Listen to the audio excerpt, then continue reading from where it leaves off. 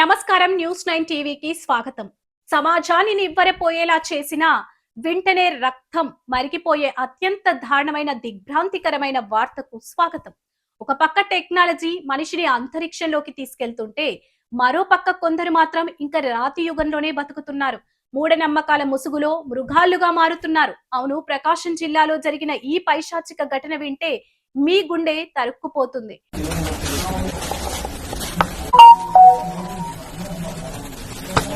నెలన్నర అయింది వాళ్ళు వచ్చి ఇక్కడికి.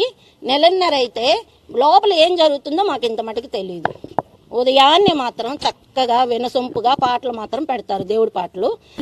లోపల ఏం జరుగుతుందో మనకైతే తెలియదు. వాళ్ళ ఫేసులు కూడా మనం ఇంత మటుకు చూడలేదు. కాకపోతే అంతవరకు అయితే నిన్న అన్ఎక్స్పెక్టెడ్గా బాబుని చంపేశారు.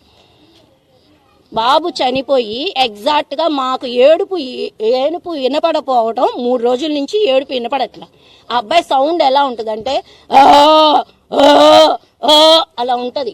అంటే అబ్బాయికి మాటలు కూడా రాలేదు. 5 years బాబే అబ్బాయి. కాకపోతే అబ్బాయికి కొంచెం నర్వస్ సిస్టమ్ ఉంది, ప్రాబ్లం ఉంది. అతను ఏంటంటే కొంచెం హ్యాండీక్యాప్డ్ లాగా కొంచెం ఏంటంటే ఇంకా మాటలు రాలేదు, ఇంకా ఏం తెలియలేదు అబ్బాయికి. అలాంటి బాబుని హింసించి చిత్రవద చేసి చంపేశారు. దీన్ని మేము ఖండిస్తాం.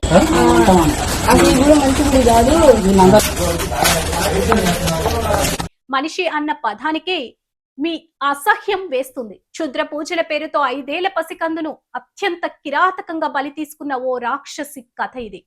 ఆ చిన్నారి పేరు చక్రవర్తి. వయసు కేవలం 5 ఏళ్లు. పుట్టుకతోనే వైకల్యంతో పోరాడుతున్న పసివాడి కష్టం చూసి తల్లిదండ్రులు తల్లడిల్లిపోతున్నారు. సరిగ్గా అదే సమయాన్ని క్యాష్ చేసుకుంది ఓ ఉన్మాది.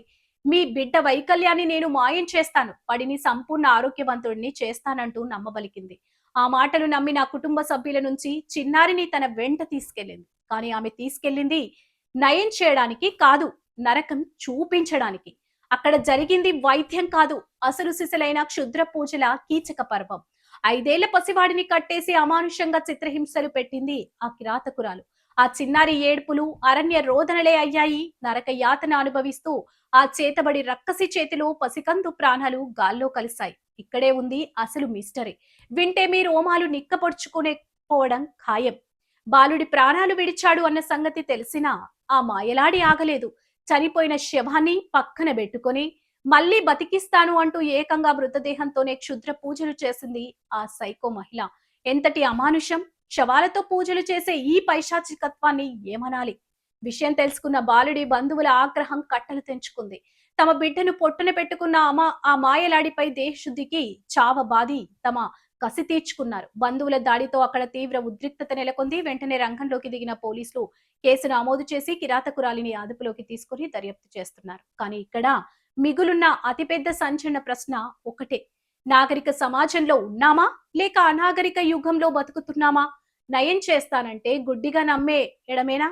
పసి ప్రాణాలను బలి తీసుకుంటున్న ఈ క్షుద్ర మంత్రగత్తెలకు మూఢ భక్తికి ముగింపు పలికేది ఎవరు? ఇలాంటి రాక్షసులకు ఉరిశిక్ష వేసినా పాపం లేదు అన్నది ప్రజల డిమాండ్. మరింత సమాచారం కోసం చూస్తూనే ఉండండి న్యూస్ 9 టీవీ.